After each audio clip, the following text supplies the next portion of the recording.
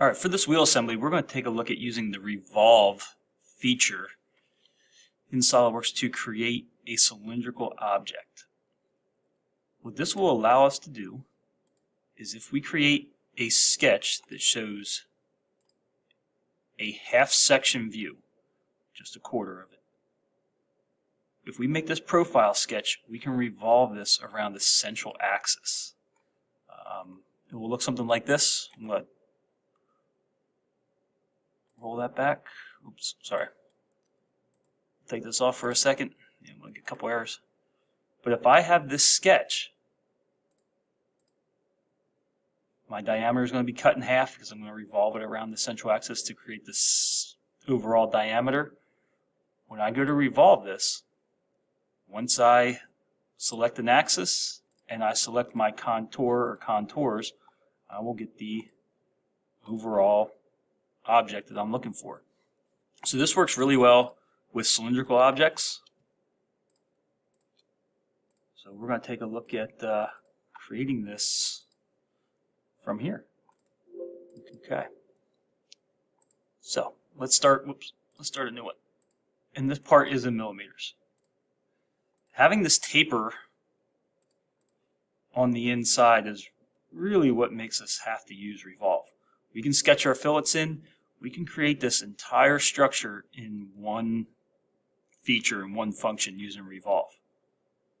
Whether you create the top or the bottom half, or maybe later on is the left or the right side, it doesn't matter because you're revolving it around that central axis. So we're going to take a look at this in terms of creating this.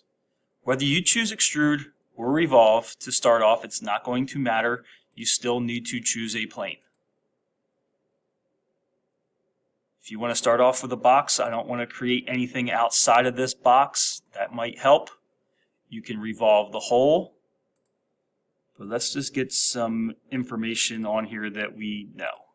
It comes up, comes over, up at an angle, and it's not as wide.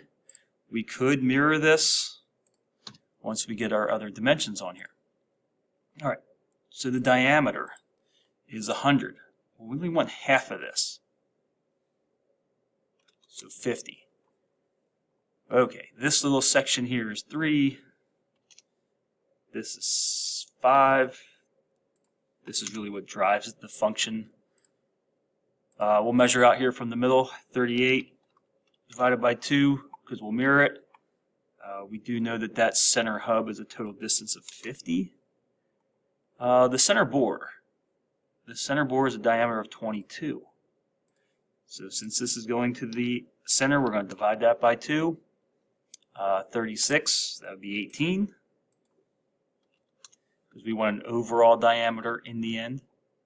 And we know that this center hub of the wheel is 10, so a dimension of 5. So since I set up to mirror this, I'll take these entities, these lines, and I'll just mirror them to the other side. We'll mirror. All right, I have a contour. I have a central axis. Actually, let's sketch the fillets in here. One of the few times I will actually do this. The fillet radius is 2. We have a couple of them. And there's our sketched fillets. So we're ready to revolve this. Revolve. One thing I don't really like, but it's something to take note of. It would be very rare that we would use thin feature. We'll make it hollow. You will notice this. I'll show you. Don't use thin feature. This is the line that I want to revolve around. This is the contour. And it looks okay until I cut through it. If I section through this, it's hollow on the inside. Another indication is it says revolve thin. There's no fix to this. I can't go back and say turn thin feature off. Relax, it's your first time, no problem. Just delete the feature. I still have the sketch. Ideally, You want to turn thin feature off. It would be very rare that you would use this. Axis of revolution. This is my center, what I want to revolve around. What contour? This one. We want to go 360 degrees. We want to make the full rotation. You could do this, let's say you only wanted 3/4 of it.